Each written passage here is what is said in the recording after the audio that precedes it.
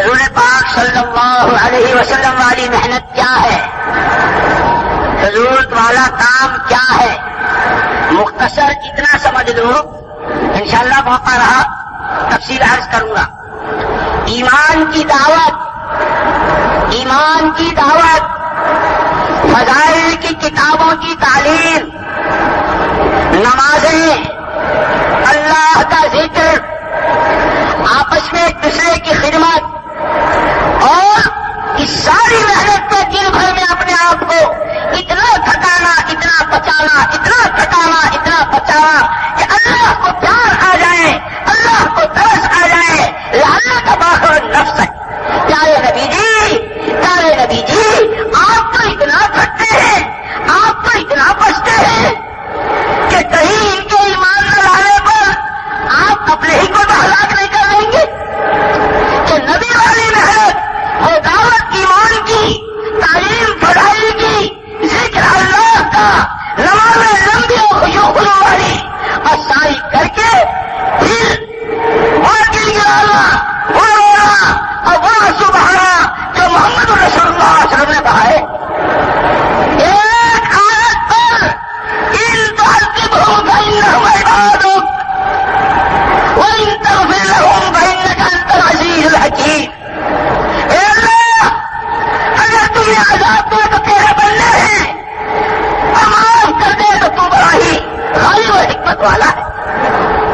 کہ پھر یہ دعوت کی محنت کرنے والے یہ ایمان کی دعوت دے رہے ہو، فضائل کی تعلیم کے حلقوں میں جم کر بیٹھ کر اعمال کی قیمت کو معلوم کر کے عمل کے وقت اس کا استعداد کرتے ہوئے ایک شوق و رغبت کے ساتھ عمل کر رہے ہو، نمازیں پڑھ رہے ہو، اللہ کے نام کی رکھ لگا رہے ہو، اور خدا سے اس کی قبولیت مانگ رہے ہو۔ یہ میں نے مختصر عرض کیا۔ نبی والی محنت یہ ہے، یہ ہمارا پورا مجمع۔ دنیا میں ایک بات یاد رکھنا، دنیا میں جتنے انسان ہیں اتنی محنتیں ہیں، لیکن یاد رکھنا انسانوں کی سب سے بڑی ضرورت، انسانوں کی اہم ضرورت، انسانوں کی پہلی ضرورت وہ ملک ہے نہ مال، روپیہ ہے نہ پیسہ، ان کی سب سے بڑی ضرورت وہ ہدایت۔ دنیا میں جتنی محنتیں ہو رہی ہے، ان میں سے کسی محنت پر قرآن و حدیث میں ہدایت کا وعدہ نہیں ہے۔ ہدایت آئے گی نبی والی محنت سے۔ یہ پورا مجمع طے کرے، یہ 4 مہینے کی باتیں نہیں ہیں۔ ہم جو کچھ ہیں بعد میں ہیں، ہم تاجر ہیں تو بعد میں ہیں، ہم کارخانے دار ہیں تو بعد میں ہیں، بچوں کے باپ ہیں تو بعد میں ہیں، ہم سب سے پہلے محمد صلی اللہ علیہ وسلم والی محنت والے۔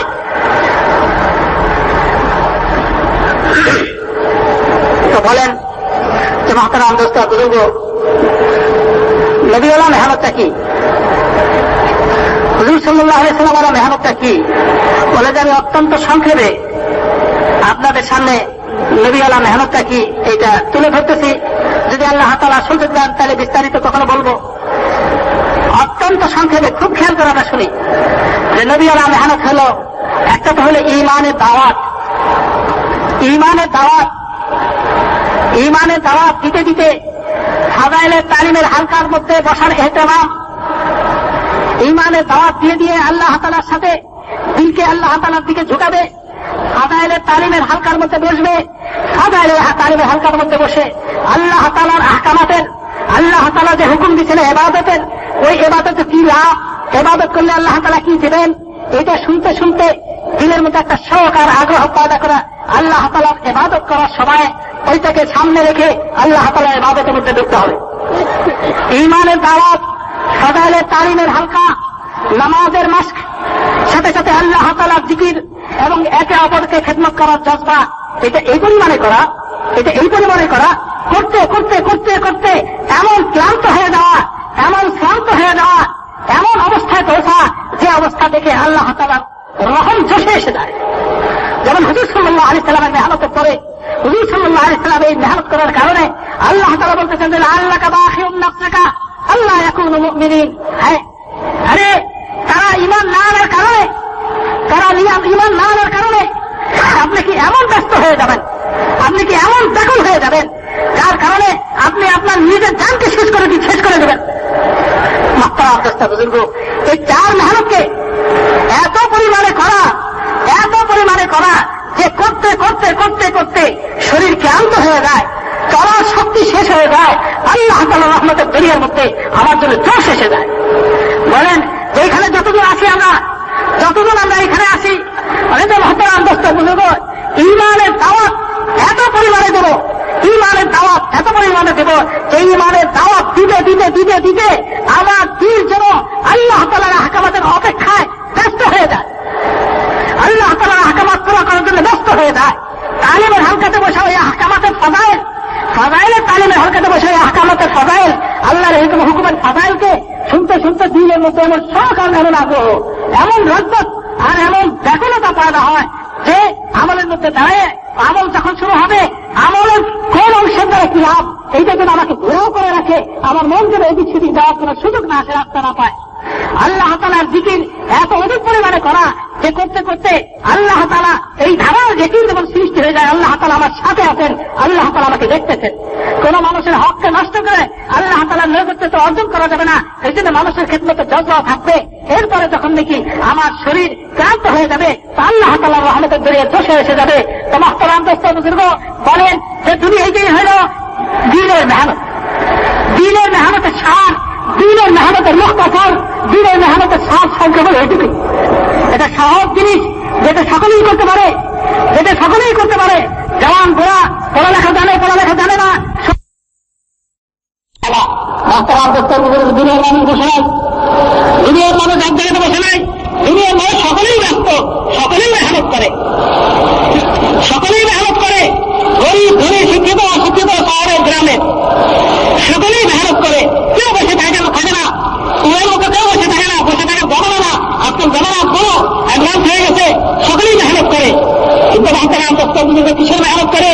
কেউ ব্যবসার লাইনে মেহনত করে, কেউ কাটিয়ে লাইনে মেহনত করে, কেউ মিল কলকারখানা ফ্যাক্টরি লাইনে মেহনত করে, কেউ জায়গা জমিনের লাইনে ফসল উৎপাদনের লাইনে মেহনত করে। মহতারাম দোস্ত বুজুর্গ, জোর গলা বলা যেতে পারে যে জমিনের মেহনতের দ্বারা হয়তো কিছু ফসল উৎপাদিত হবে, উৎপন্ন হবে, ব্যবসায়ী মেহনতের দ্বারা হইতে পারে কিছু পয়সা করে জমা হবে, চাকরি বাকরি মেহনতের দ্বারা হইতে পারে তার প্রমোশন হবে, নীল কলকারখানার লাইনে মেহনতের দ্বারা হইতে পারে নতুন নতুন জিনিস দুনিয়াতে আসবে, আবিষ্কার হবে। বুজুর্গ, কিন্তু এগুলা মানব জাতির জন্য সবচেয়ে জরুরি জিনিস যেটা, এটা এর কোনোটাই না, এর কোনোটাই সেই জিনিসটা মানব জাতির জন্য সবচেয়ে জরুরি জিনিস, মানব গোষ্ঠীর জন্য সবচেয়ে জরুরি জিনিস। তাই যেই স্তরে হোক না কেন, ধনী হোক অথবা গরিব হোক, শহরে হোক অথবা গ্রামে হোক, পুরুষ হোক অথবা মহিলা হোক, শিক্ষিত হোক অথবা অশিক্ষিত হোক, যেটা হোক না কেন, সমস্ত মানুষের জন্য। তাই পশ্চিম প্রান্তে বসবাসকারী হোক অথবা পূর্ব প্রান্তে, দক্ষিণের হোক অথবা উত্তরে, যে কোনো অঞ্চলের হোক না কেন, যে কোনো রঙেরই হোক না কেন, যে কোনো ভাষারই হোক না কেন, যে কোনো পেশারই হোক না কেন, মানব জাতির একমাত্র সবচেয়ে জরুরি জিনিস, যার কোনো তুলনা নাই, অতুল্য জিনিস, সেটা হল হেদায়েত। মুহতারাম দোস্ত বুজুর্গ, এই দুনিয়ার জানদের বর্তমানে যে প্রচলিত মেহনত আছে, এর কোনোটার দ্বারা আর কোনো কিছু হইতে পারে, কিন্তু হেদায়েত পাওয়া যাবে না। হেদায়েত যদি পেতে চায় তাহলে একমাত্র মেহনত, যেই মেহনত হুজুর সাল্লাল্লাহু আলাইহি ওয়াসাল্লাম করে গেছেন, যেই মেহনতের নাম হল নবীওয়ালা মেহনত, যেই মেহনতের নাম হল নবীওয়ালা মেহনত, ওই মেহনতের দ্বারা হেদায়েত পাওয়া যাবে। এটাতে মুহতারাম দোস্ত বুজুর্গ, ওইটা এরকম ঠুনকো কোনো মেহনত না, একদিন দুই দিন 3 মাস 4 মাসের কোনো মেহনত না, এটা হলো আজীবন কালের মেহনত। যতদিন পর্যন্ত বেঁচে থাকতে পারবো, বেঁচে থাকার এখন আসলে যতদিন পর্যন্ত আছে এতদিনের মেহনত। এই জন্য আমরা এটা নিয়োগ করে নেই যে ইনশাআল্লাহ আমরা দাওয়াতের ঈমানের দাওয়াত দিব, তালিমের হালকাতে বসে আমাদের সহকার আমাদের তালিমের হালকাতে বসে আমাদের সহকার আগে দিনের মধ্যে পায়না করবো, নামাজের মধ্যে আল্লাহ তাআলার সামনে দাঁড়াবো, লম্বা লম্বা রাকাত শিশু নামাজ, যেই নামাজের মধ্যে আল্লাহ হয়তো আমার দিল প্রকম্পিত থাকবে, আল্লাহ তাআলার জিকির আমার অভ্যাস হয়ে যাবে, আল্লাহ তাআলার জিকিরে আমার প্রাণ হয়ে যাবে, আমার প্রাণ আমার জীবনের অপর নাম হয়ে যাবে আল্লাহ তাআলার জিকির। মানুষের হককে আদায় করতে করতে আমার জিন্দেগি যেন আল্লাহ তাআলার কাছে এমন প্রিয় হয়ে যায় যে আমি যা চাইব আল্লাহ তাআলা দেওয়ার জন্য প্রস্তুত হয়ে যায়। এই মেহনত আমরা করবো ইনশাআল্লাহ।